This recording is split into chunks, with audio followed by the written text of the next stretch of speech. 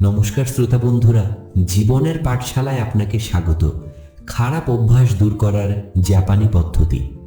Hello বন্ধুরা, আপনি কি এমন কোনো ব্যক্তিকে চেনেন যিনি নিজের জীবন থেকে খারাপ অভ্যাসগুলো ঝেড়ে ফেলতে চান, কিন্তু সেগুলো যাচ্ছে না? তিনি এতে আসক্ত হয়ে পড়েছেন। আর আসক্তি মানেই যে কেবল মদ বা ড্রাগ তা নয়, হতে পারে তিনি মোবাইল স্ক্রিনে আসক্ত, সারাদিন অলস বসে থাকা, কিংবা জাঙ্ক ফুড খাওয়ায় আসক্ত। তার এমন কিছু খারাপ অভ্যাস তৈরি হয়েছে যা জীবন থেকে যাচ্ছে না। আর এমনটা নয় যে তিনি চেষ্টা করছেন না, তিনি অনেকবার এই অভ্যাসগুলো থেকে মুক্তি পাওয়ার চেষ্টা করেছেন, কিন্তু যতবারই চেষ্টা করেছেন ততবারই ব্যর্থ হয়েছেন। হতে পারে আপনার সাথেও এমন কিছু ঘটছে। যদি তাই হয় তবে আজকের ভিডিওটি শেষ পর্যন্ত দেখুন। এটি আপনার জন্য আমার সেরা ভিডিওগুলোর একটি হতে যাচ্ছে, যেখানে আমি আপনাকে কেবল একটি বা দুটি নয়, বরং 5টি শক্তিশালী জাপানি দর্শনের কথা বলবো, যেগুলোকে একত্রিত করে একটি সিস্টেম বা পদ্ধতি তৈরি করা হয়েছে। আর এই সিস্টেম আপনার সমস্ত খারাপ অভ্যাস দূর করে দেবে। যদি এই চ্যানেলের কন্টেন্ট আপনাদের ভালো লেগে থাকে তবে অনুরোধ রইল, চ্যানেলটি সাবস্ক্রাইব করুন, ভিডিওটি লাইক দিন, আর প্রিয়জনদের সঙ্গে শেয়ার করুন এবং কমেন্ট করে আমাদের জানান আপনার মূল্যবান মতামত ও জানান আপনার পরবর্তী অডিও বুকের অনুরোধ। চলুন শুরু করা যাক। এই দর্শনগুলোর প্রতিটির ওপর আপনি আলাদা আলাদা বই পাবেন। এগুলো এতটাই শক্তিশালী, কিন্তু আজ আমি আপনাকে একটি সুশৃঙ্খল উপায়ে বলবো যে কিভাবে আপনি আপনার জীবনে এই 5টি দর্শন প্রয়োগ করতে পারেন। আমি ব্যক্তিগতভাবে কিভাবে এই 5টি দর্শনের ওপর ভিত্তি করে আমার চ্যানেলটি তৈরি করেছি এবং আজ আমি যেখানেই পৌঁছেছি তা কেবল এই 5টি দর্শনের কারণেই সম্ভব হয়েছে। আজ আমরা যে 5টি জাপানি দর্শন নিয়ে কথা বলবো সেগুলো হলো কাইজেন, ইকিগাই, হারা হাচিবু, গাম্বারু এবং ওয়াবিসাবি। আমি আপনাকে এই সমস্ত দর্শন একটি গল্পের মাধ্যমে বলবো, তবে দয়া করে এই গল্পটি শেষ পর্যন্ত দেখবেন। এটি এই চ্যানেলের অন্যতম সেরা গল্প হতে যাচ্ছে, কারণ এই গল্পের শিক্ষাগুলো অত্যন্ত বাস্তবসম্মত এবং দরকারি, যা আপনাকে আপনার আগামী বছরটিকে জীবনের সেরা বছর হিসাবে গড়ে তোলার এবং সমস্ত খারাপ অভ্যাস থেকে মুক্তি পাওয়ার শক্তি দেবে। তাই আমি আবারও অনুরোধ করব ভিডিওটি শেষ পর্যন্ত দেখার জন্য, কারণ আমি আপনাকে গল্পটি তাত্ত্বিকভাবে বলবো না বা কেবল বিনোদন দেব না, বরং ভিডিওর শেষে আমি আপনাকে বলবো কিভাবে আপনি এই জিনিসগুলো বাস্তবে প্রয়োগ করতে পারেন এবং খুব সামান্য খরচে আমি ব্যক্তিগতভাবে কিভাবে আপনাকে এগুলো জীবনে প্রয়োগ করতে সাহায্য করতে পারি। ভিডিওর শেষে আপনি তা জানতে পারবেন, তাই শেষ পর্যন্ত দেখুন। এখন শুরু করা যাক। দীনেশ ছিলেন 40 বছর বয়সী একজন মানুষ। তিনি তার প্রতিবেশীর বাগানে মাটিতে শুয়েছিলেন। তিনি প্রচণ্ড ঘামছিলেন, জোরে জোরে শ্বাস নিচ্ছিলেন এবং তার 9 বছর বয়সী ছেলে তাকে দেখছিল। তিনি এতটাই লজ্জিত ছিলেন যে কথা বলতে পারছিলেন না। তখন তার প্রতিবেশী এসে তাকে তুলে ধরলেন। সে রাতে তিনি অনেক কেঁদেছিলেন। কেন কেঁদেছিলেন? ব্যাপারটি হলো, দীনেশ একজন 40 বছর বয়সী মানুষ ছিলেন। তার ওজন 140 কেজিতে পৌঁছেছিল এবং ধীরে ধীরে তিনি মৃত্যুর দিকে যাচ্ছিলেন। অন্তত রিপোর্টগুলো তাই বলছিল। তার কোলেস্টেরল অনেক বেড়ে গিয়েছিল, টাইপ 2 ডায়াবেটিস হয়েছিল এবং তার রক্তের রিপোর্টগুলো সব খুব খারাপ ছিল। ডাক্তাররা তাকে শেষ সতর্কবার্তা দিয়েছিলেন যে নিজের স্বাস্থ্যের যত্ন নিন, নতুবা ভবিষ্যতে অনেক সমস্যা হবে। তিনি খারাপ মানুষ ছিলেন না, তিনি দয়ালু এবং কঠোর পরিশ্রমী ছিলেন। তিনি একজন স্টক ম্যানেজার ছিলেন এবং 15 বছর ধরে একই কাজ করতেন। খুব ভোরে ঘুম থেকে ওঠা, সন্ধে পর্যন্ত কঠোর পরিশ্রম করা, তারপর বাড়ি ফেরা। তার 2জন সন্তান এবং স্ত্রী ছিল। বিল পরিশোধ করতে হতো। মূলত তিনি ছিলেন একজন সাধারণ মধ্যবিত্ত মানুষ, যিনি নিজের দায়িত্বে এতটাই মগ্ন ছিলেন যে তার যে একটি শরীর আছে এবং যার যত্ন নেওয়া উচিত তা তিনি ভুলেই গিয়েছিলেন। তার ডায়েট ছিল এমন, যখন যা পান তখন তাই খান, যাতায়াতের সময় সকালের নাস্তা খান, দুপুরের খাবারে যা পান তাই খান, আর টিভি দেখতে দেখতে রাতের খাবার খান। কারণ সকাল থেকে রাত পর্যন্ত কাজ করে তিনি এতটাই ক্লান্ত থাকতেন যে কথা বলার শক্তিটুকু ছিল না, তাই কিছু দেখতে দেখতে খেয়ে নিতেন। সপ্তাহান্ত মানেই ছিল পুরোদমে পার্টি, পিৎজা, বিয়ার, সোফা। সারা সপ্তাহ কঠোর পরিশ্রম করলে একজন মানুষ যা প্রাপ্য মনে করে আর কি। এইসব জিনিস তাকে আনন্দ দিচ্ছিল ঠিকই, কিন্তু আনন্দের চেয়ে বেশি পাচ্ছিলেন শাস্তি। তার শরীর সংকেত দিতে শুরু করেছিল, কিন্তু তিনি তা উপেক্ষা করছিলেন। একটু হাঁটলেই তার দম ফুরিয়ে আসতো। নিচু হয়ে জুতোর ফিতে বাঁধতে গেলে মনে হতো কোনো ধাঁধা সমাধান করছেন। কোথায় ঝুঁকবেন, কোথায় হাত দেবেন। বসতে গেলে দম বন্ধ করে পেট চেপে ধরতে হতো। মাঝে মাঝে তার স্ত্রী বলতেন, চলো একটু হেঁটে আসি, কিন্তু তার সেই শক্তি ছিল না। বাচ্চারা যখন বলতো চলো একটু খেলি, তার খেলার শক্তি ছিল না। নিজের ওজন নিয়ে তিনি যতটা না লজ্জিত ছিলেন, তার চেয়ে বেশি লজ্জা পেতেন তার 7 বছর বয়সী মেয়েটির জন্য। মেয়েটি একসময় খেলতে যাওয়ার কথাও বন্ধ করে দিয়েছিল, কারণ সে বুঝে গিয়েছিল যে বাবা কখনো খেলবে না, তার সেই শক্তি নেই। এইসব বিষয়ে দীনেশকে খুব অপরাধী বোধ করাতো। এমন নয় যে দীনেশ চেষ্টা করেননি, তিনি 3টি আলাদা জিম এবং ট্রেনারের কাছে চেষ্টা করেছিলেন, কিন্তু 1-2 মাস পর ছেড়ে দিতেন। তিনি লো কার্ব ডায়েট শুরু করেছিলেন, কিন্তু 3 সপ্তাহের মধ্যে বন্ধ করে দেন। সকালে দৌড়ানো শুরু করেছিলেন, কিন্তু 3-4 দিনের মধ্যে বন্ধ করে দেন। এইসব করতে করতে তিনি এমন এক বিপজ্জনক জায়গায় পৌঁছেছিলেন, যেখানে মানুষ বেঁচে থাকে ঠিকই, কিন্তু তাদের ভেতরের কোনো একটি অংশ মরে যায়। তারা মেনে নেয় যে জীবন এভাবেই চলবে, আমি এমনই, আমার শরীর মোটা, আমার বংশগতি মোটা, আমার সময় নেই। কিন্তু তারপর একদিন বিকেল এলো, যখন তিনি বাচ্চাদের সাথে খেলছিলেন। কি খেলছিলেন? তিনি একটি প্লাস্টিকের চেয়ারে বসে নিজেকে সামলে বাচ্চাদের খেলা দেখছিলেন। হঠাৎ বাচ্চাদের একটি বল প্রতিবেশীর বাগানে চলে যায়। যেহেতু তিনি বাচ্চাদের সেখানে যেতে নিষেধ করেছিলেন, তাই ছেলেটি তাকে বলটি এনে দিতে অনুরোধ করে। যেই তিনি চেয়ার থেকে উঠে ধীরে ধীরে হাঁটতে শুরু করেন, তার হাঁপানি শুরু হয়। আর বলটি তোলার জন্য যেই তিনি নিচু হন, বোঝেন তার ভারসাম্য ঠিক নেই। তার হাত ও পা মাটিতে ঠেকে যায়।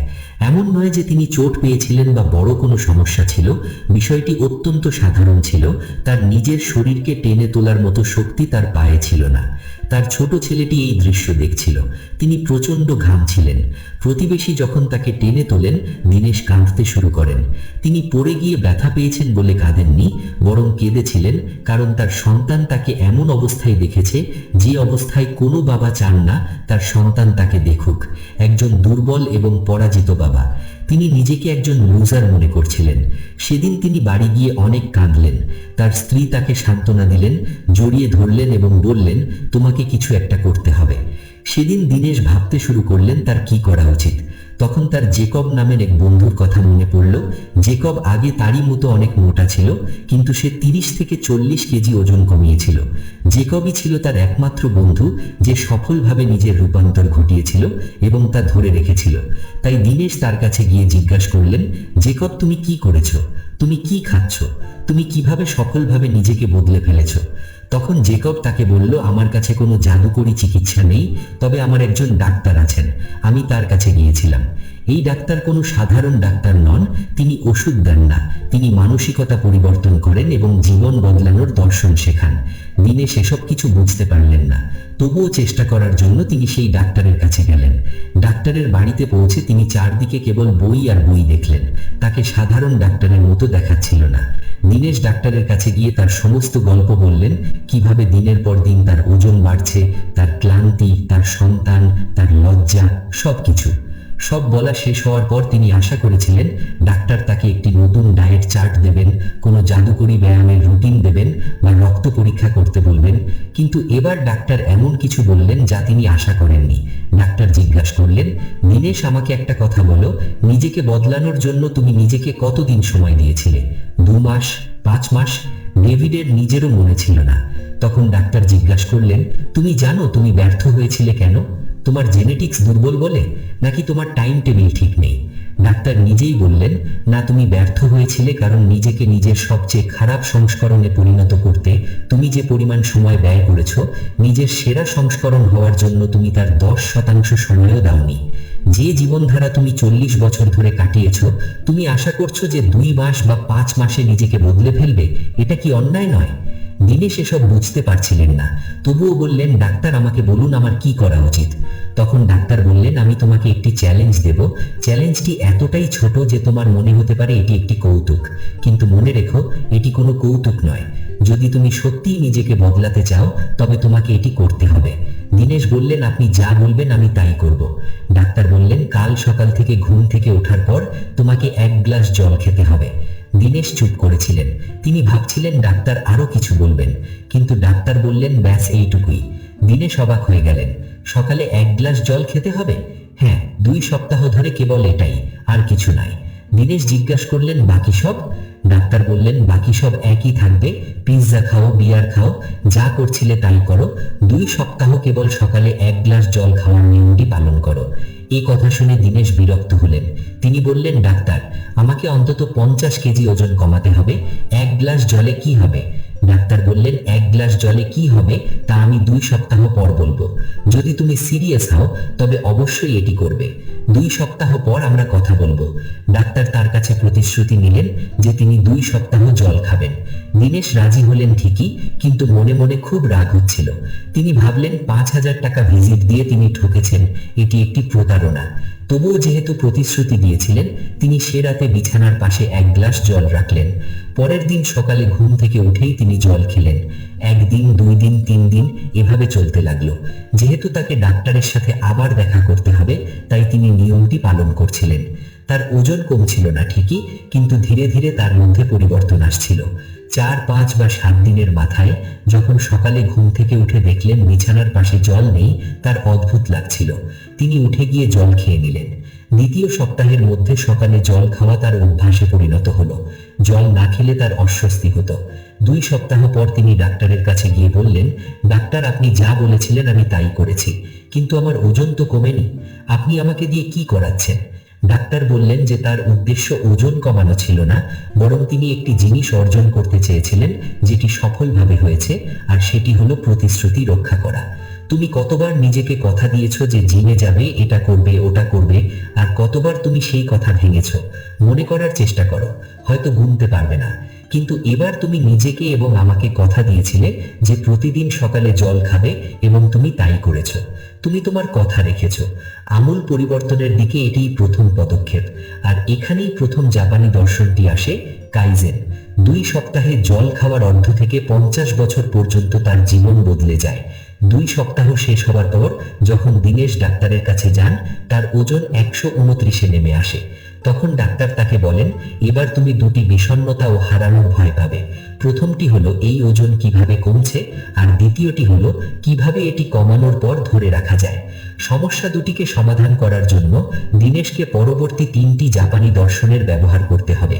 তাই দীনেশকে ডাক্তার তার বাড়িতে থাকতে অনুরোধ করেন, যেখানে বিশেষত জাপানি পরিবেশের একটা ঘর ছিল যা তাকে মোটিভেট করেছিল। রান্নাঘরে গেলে দীনেশ চমকে যায়। সেখানে কেবল এক ধরনের বাটি ও প্লেট ছিল। ডাক্তার তাকে বলেন, আমি এগুলো সব সময় ব্যবহার করি। তুমি জানো কেন এগুলো এতটা ছোট? কারণ বড় প্লেটে খেলে মনে হয় খাবার কম রয়েছে, কিন্তু ছোট প্লেটে খেলে মনে হয় খাবার অনেক বেশি দেখাচ্ছে, আর এতে তোমার অস্বস্তি হবে না। আজ আমরা জানি জাপানিরা এই কারণেই দীর্ঘদিন জীবিত থাকে। প্রতিদিন 1% উন্নতি করা। অনেক সময় জীবন বদলানোর জন্য আমরা বড় বড় কিছু করার কথা ভাবি, কিন্তু আপনি যদি খুব ছোট কিছু করেন, এমনকি কেবল 1% কাজও করেন যা আপনাকে আরো ভালো করে তুলবে, তবে শুরুতে হয়তো ফলাফল দেখা যাবে না, কিন্তু একদিন আপনি বড় ফলাফল দেখতে পাবেন। দীনেশ এটি বিশ্লেষণ করে দেখলেন এবং বললেন, আমার এটি করতে খুব সাধারণ বা সিলি মনে হচ্ছিল, কিন্তু বাস্তবে আমার ওজন 1 কেজি কমেছে, যদিও 1 কেজি কিছুই নয়। ডাক্তার হাসলেন এবং বললেন যে তিনি প্রথম চ্যালেঞ্জটি বা প্রথম জাপানি দর্শনটি পূর্ণ করেছেন। কাইজেন মানে হলো নিরন্তর উন্নতির জন্য ছোট ছোট পরিবর্তন। পাহাড় চড়ার জন্য 1 লাফে উপরে উঠতে হয় না, কেবল একটি একটি পদক্ষেপ নিলেই পাহাড় জয় করা যায়। কিন্তু এখানেই শেষ নয়। দীনেশ এখন একটি কিস্টোন হ্যাবিট তৈরি করেছেন। এটিই হবে তার ভিত্তি। কিস্টোন হ্যাবিট হলো এমন একটি অভ্যাস যা জীবনে একবার গ্রহণ করলে তা অন্যান্য ভালো অভ্যাসগুলোকে উদ্দীপিত করে। অনেক সময় একটি কিস্টোন হ্যাবিটই পুরো জীবন বদলানোর জন্য যথেষ্ট। প্রতিদিন জল খাওয়া ডেভিডের জন্য সেই কিস্টোন হ্যাবিট ছিল। প্রথম ধাপে দীনেশ নিজেকে প্রমাণ করেছেন যে পরিবর্তন সম্ভব। পরের ধাপে নিজেকে আরও একটু উঁচুতে নিয়ে যেতে হবে এবং আবারও সেটি করতে হবে কাইজেন ব্যবহার করে। প্রতিদিন যদি 1% উন্নতি করা হয়, তবে বছর শেষে তা 365% নয়, বরং গাণিতিক হারে 3778% উন্নতি হয়। ডাক্তার পরবর্তী ধাপ হিসেবে বললেন, আগামী 3 সপ্তাহ তুমি যা খাও তার অর্ধেক অংশ খাবে। যদি খিদে পায় তবে খাবার খেতে পারো, কিন্তু অন্তত 20 মিনিট অপেক্ষা করতে হবে। 20 মিনিট পর যদি সত্যি খিদে থাকে তবেই খাবে, নতুবা খাবে না। ডেভিডের কাছে এটি সহজ মনে হয়নি, কিন্তু তিনি করার সিদ্ধান্ত নিলেন। শুরুতে কম খাওয়ার ফলে সামান্য সমস্যা হচ্ছিল, কিন্তু তিনি ভাবছিলেন যে 20 মিনিট পর তো আবার খেতে পারবো। কিন্তু যখন তিনি 20 মিনিট অপেক্ষা করতে শুরু করলেন, দেখলেন 20 মিনিট পর আর খাওয়ার ইচ্ছে থাকছে না। তিনি জাপানি দর্শনটি বুঝতে পারলেন, যা হারা হাচিবু নামে পরিচিত, অর্থাৎ পাকস্থলীর 88% পূর্ণ হওয়া পর্যন্ত খাওয়া। ডাক্তার তাকে বুঝিয়ে বলেননি, কিন্তু হারা হাচিবু বলে যে আমাদের মস্তিষ্ক পেট ভরেছে কিনা তা বুঝতে কিছুটা সময় নেয়।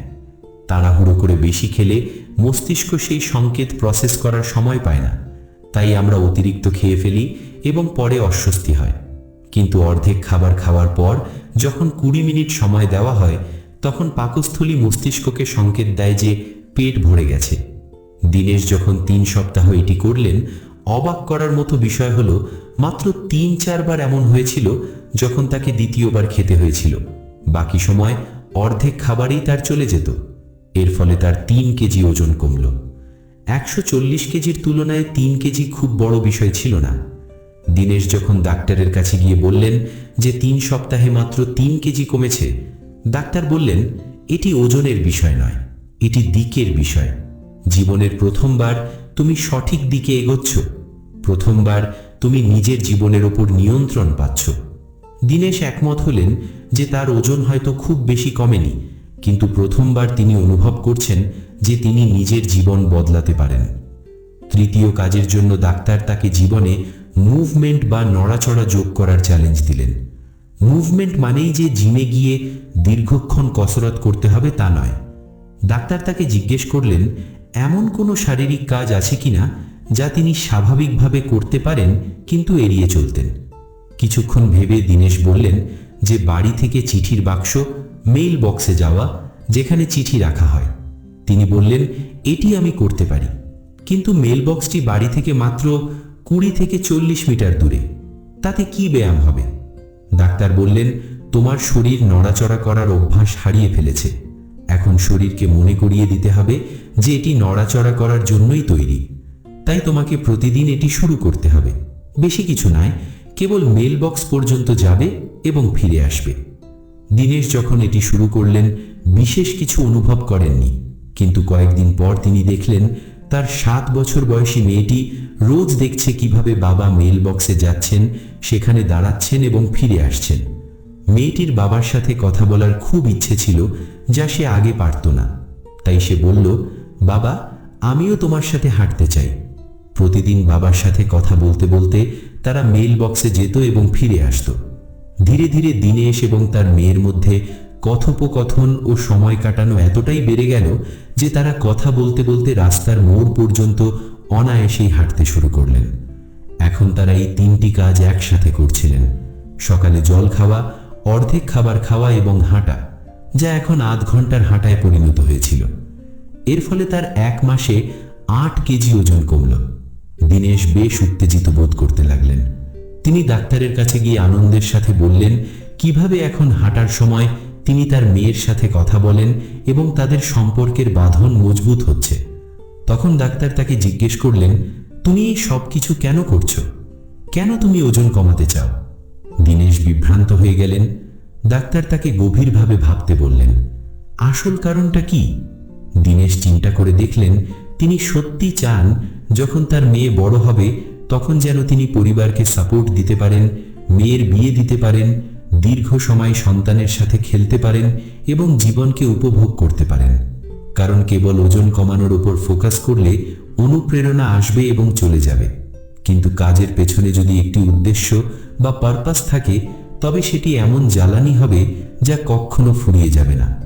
অনেকদিন হয়তো জল খেতে ইচ্ছে করবে না বা হাঁটতে ইচ্ছে করবে না, কিন্তু যখনই তোমার উদ্দেশ্যের কথা মনে পড়বে যে তুমি সন্তানদের বড় হতে দেখতে চাও, সুস্থ অবস্থায় নাতি নাতনিদের খাওয়াতে চাও, তখন সেই উদ্দেশ্য তোমাকে কঠিন সময়েও উঠে দাঁড়াতে সাহায্য করবে।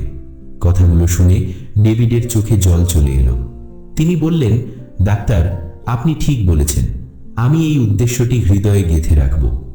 এরপর দীনেশ একই কাজগুলো করতে লাগলেন। অসাধারণ কিছু নয়, কেবল এই অভ্যাসগুলোই। কিন্তু হঠাৎ ডাক্তারের কাছে ডেভিডের ফোন এলো।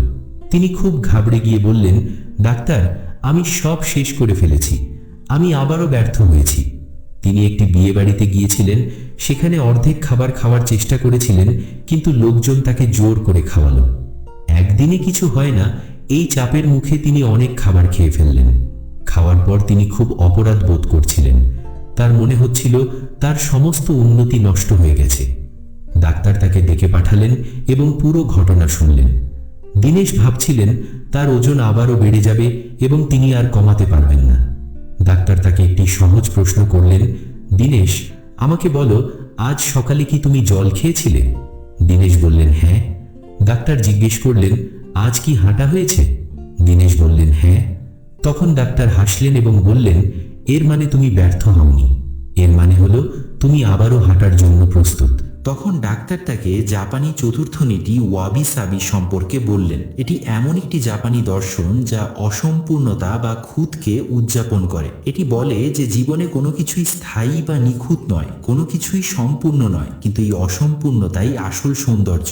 ডাক্তার তাকে বললেন যে একদিনের ভুল 1 মাসের উন্নতিকে বদলে দিতে পারে না। সকালে জল খাওয়া বা মেয়ের সাথে সময় কাটানোর অভ্যাসগুলো এই এক ভুলে মুছে যায় না। এ পর্যন্ত যে 14 কেজি ওজন কমেছে তা একটি ভুলের কারণে ফিরে আসবে না। কথাগুলো শোনার পর ডেভিডের ভেতরে কিছু একটা ভেঙে গেল। কি ভেঙেছিল? তা হলো নিখুঁত হওয়ার প্রত্যাশা। আগে তিনি ভাবতেন কোনো কাজ করতে হলে একদম নিখুঁতভাবে করতে হবে, আর নিখুঁতভাবে করতে না পারার কারণেই তিনি আগে অনেকবার ব্যর্থ হয়েছিলেন। ডাক্তার তাকে বললেন যে নিখুঁত হওয়ার চেষ্টা বা পারফেকশনিজম হলো ধারাবাহিকতার সবচেয়ে বড় শত্রু। কিন্তু আপনার মধ্যে যদি ধারাবাহিকতা থাকে তবে আপনি অসম্পূর্ণ হলেও আপনার লক্ষ্যে অবশ্যই পৌঁছাবেন। দীনেশ জিজ্ঞেস করলেন, যদি আমি আবারও একই ভুল করি? ডাক্তার বললেন, তুমি হয়তো আবারও ভুল করবে, কিন্তু সেই সময়ে তোমাকে কেবল একটি জিনিসের ওপর ফোকাস করতে হবে, কি স্টোন হ্যাবিট। যত ভুলই করো না কেন, সকালে জল খাওয়া, হাঁটা এবং খাবার খাওয়ার নিয়মটিতে ফিরে আসতে হবে। যতবার পড়বে ততবার আবার শুরু করতে হবে। আর এখানেই পঞ্চম জাপানি দর্শনটি আসে,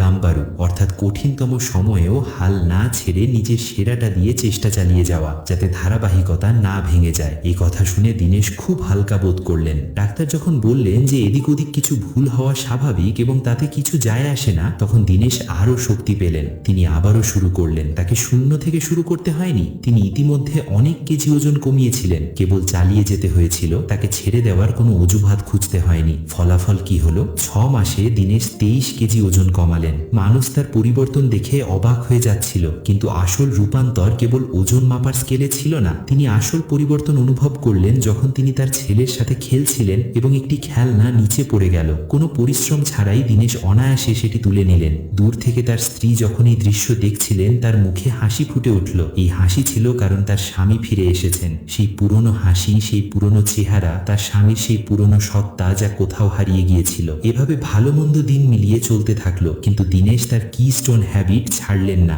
1 বছর শেষে তিনি 35 কেজি ওজন কমালেন। সবাই তাকে জিজ্ঞেস করতে শুরু করলো, তুমি কি করছো, কিভাবে করছো? তিনি বন্ধুদের বললেন, আমি কেবল ছোট ছোট কিছু পরিবর্তন করছি। দীনেশ যখন ডাক্তারের কাছে ফিরে গেলেন, ডাক্তার তাকে একটি গুরুত্বপূর্ণ প্রশ্ন করলেন, শেষ কবে তোমার মনে হয়েছে যে এই সব ছেড়ে দিই, আর জল খাবো না, আর হাঁটবো না? দীনেশ কিছুক্ষণ থামলেন এবং ভাবলেন। গত সপ্তাহে, গত মাসে? দীনেশ বললেন, সত্যি বলতে আমার মনে পড়ছে না। ডাক্তার বললেন, তুমি জানো কেন এমন হচ্ছে? কারণ এখন তুমি নিজেকে বদলানোর চেষ্টা করছো না, বরং তুমি ইতিমধ্যে বদলে গেছো। তোমার পরিচয় বদলে গেছে। গত 1 বছরে তুমি এগুলো এতবার করেছো যে এখন এগুলো তোমার অবিচ্ছেদ্য অংশ হয়ে গেছে। এখন তুমি আর সেই মোটা মানুষটি নও। এখন তুমি একজন স্বাস্থ্য সচেতন মানুষ যে নিজের এবং সন্তানদের যত্ন নেয়। 1.5 বছর সময় পার হলো। তিনি 52 কেজি ওজন কমালেন। তার লক্ষ্য ছিল 100 কেজিতে পৌঁছানো এবং তিনি তা অর্জন করলেন। আজ যখন দীনেশ আয়নায় নিজেকে দেখেন, তিনি হয়তো বিশ্বের সবচেয়ে সুস্বাস্থ্যের অধিকারী বা 6 প্যাক অ্যাবসের মালিক নন, কিন্তু নিজেকে দেখে তিনি গর্ববোধ করেন। আগে তিনি নিজেকে দেখে লজ্জা পেতেন, কিন্তু এখন তার ঝুলে যাওয়া চামড়া দেখেও তার মনে হয় তিনি একজন যোদ্ধা। আর এটি তিনি কিভাবে করেছেন? একবারে একটি করে পদক্ষেপ নিয়ে। এরপর যখন তিনি অফিসে রক্ত পরীক্ষা করালেন এবং রিপোর্ট এলো, সবাই অবাক হয়ে গেল। তার ফ্যামিলি ডাক্তার তাকে দেখে চমকে গেলেন। ডাক্তার জিজ্ঞেস করলেন, আপনি কি ধরনের ট্রিটমেন্ট করছেন যার ফলে আপনার কোলেস্টেরল কমে গেছে,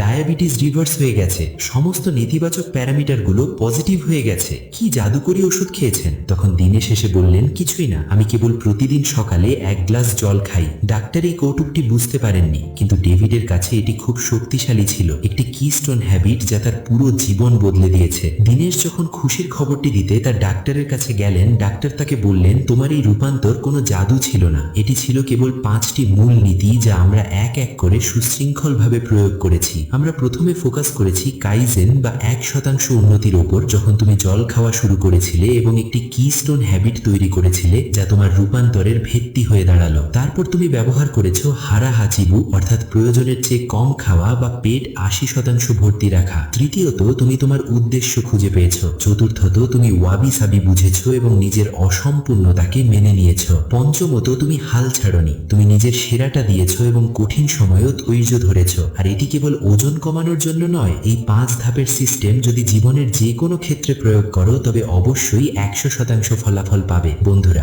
আপনিও যদি জীবনে কিছু বদলাতে চান, খারাপ অভ্যাস থেকে মুক্তি পেতে চান, তবে আপনাকে এই 5টি দর্শন প্রয়োগ করতে হবে। আর এটি কিভাবে করবেন তাতে আমি আপনাকে সাহায্য করতে পারি। গল্পের মতো আপনিও শিখেছেন যে আপনার একটি কিস্টোন হ্যাবিট প্রয়োজন। আর আমার এই চ্যানেলের জন্য কিস্টোন হ্যাবিট কি? প্রতিদিন না হলেও অন্তত সপ্তাহে একবার একটি কিস্টোন হ্যাবিট তৈরি করতে হবে যা আপনি কখনো ভাঙবেন না। এখন দেখুন, এই সমস্ত বিষয় যেমন ikigai, atomic habits, the power of habit, এই সব কিছু এই বইগুলোতে বিস্তারিত ব্যাখ্যা করা হয়েছে। আমি চাই আপনারা এই বইগুলো পড়ুন, এই বিষয়গুলো বিস্তারিত বুঝুন। কিন্তু আমি জানি অনেক সময় আপনারা নিজেরা বই পড়ার সময় পান না, তাই আমরা আপনার হয়ে এই সমস্ত বই পড়েছি এবং সহজ ভাষায় অ্যানিমেশনের মাধ্যমে ব্যাখ্যা করেছি যাতে আপনি অধ্যায় ধরে ধরে শিখতে পারেন। দ্য পাওয়ার অফ হ্যাবিট সহ আরো 70টিরও বেশি শক্তিশালী বই এখানে রয়েছে যা কাইজেন ব্যবহার করে প্রতিদিন মাত্র 1% উন্নতির মাধ্যমে আপনার আগামী বছর এবং আগামী জীবনকে আরো ভালো করতে সাহায্য করবে। নিচে লিংক দেওয়া আছে, আপনি সাবস্ক্রাইব করতে পারেন।